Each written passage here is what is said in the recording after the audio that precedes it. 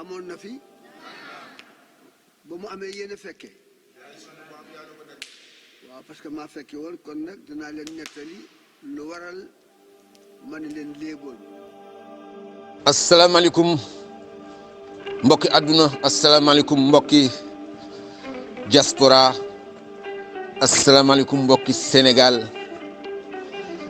asalaamaaleykum environ tout le monde tubarkalla macha allah association Aar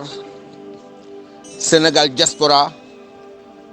muy association bu mag boobu nga xam ne moo nekk ci diaspora bi tubarkalla macha allah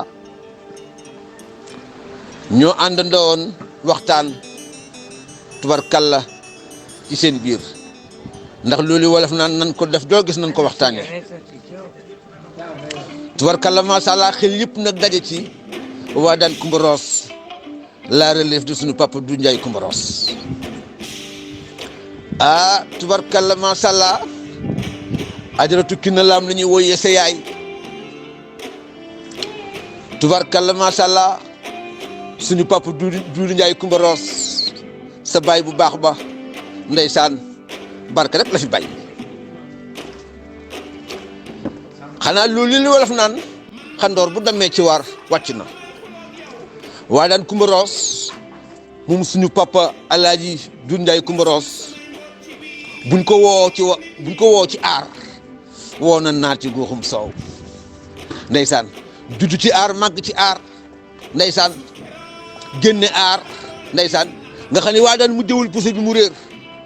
waaye nag ku fi daanu sa ndey la ba max dara mayewul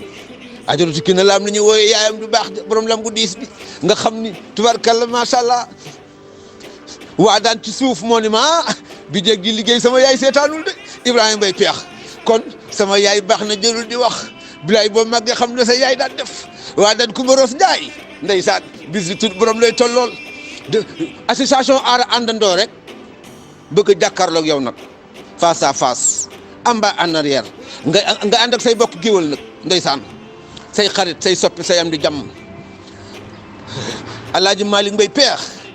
géwalu nabi sama rakk sama xarit sama idol tubarkalla macha allah alaaji Nguti Mbaye daane tubarkalla macha allah suñu nijaay Ousmane Mbaye tubarkalla macha allah ajaratu Ayda Mbaye mu sëñ Saliou borom njurul tubarkalla macha allah ku lim juum ndax bokki association aar yëpp ñoo àndandoo woon ñoom ñëpp ni kat dalal gi ñun ñëpp ay ànd fas yéene jàkkaarloog waa daan Coumba Rose Ndiaye moom suñ papa alaaji Duudu Ndiaye Coumba Rose ndeysaan del du baamtuwaat rek bu bàyyi del si wu nit waa daan doo defar sa toogaay ndax yaa ngi fii ci diaspora bi di dundal aar nag ndeysaan loolu wolof naan gaynde du jur xar tubarkalla macha allah ca kët looy bañ a nural bul dend ak moom waaye sa baay bu baax bi barke rek la fi bay xanaa waa daan fas yéenee ànd ak yow rek tubarkalla macha allah te dina dagaan nag ndeysaan tey lañ koy tàmbali ba samedi dellu si ku yëngu ñu ne waa daan Coumba Rose Ndiaye yàgg say bokk ak say xarit say am di jàmm si environ famille papa du Ndiaye Coumba Rose bépp bàyyiwuñu kenn bàyyiwuñu fenn képp ku laal ci papa du Ndiaye Coumba Rose rek dox nañu rendez-vous samedi tubarkalla macha allah ngéwal nag yëngu na ci bu ngéwal yëngoo coow lu bari xanaa di ñaan rek mbokki association Aar samedi 18h le 24 novembre ñun ñëpp ñu jàkkaarloog tubarkalla macha allah taal whatsapp yëpp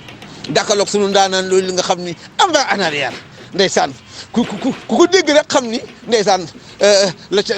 la ca maam sët baa koy jël waaye sa baay bu baax bu del si woon ndeysaan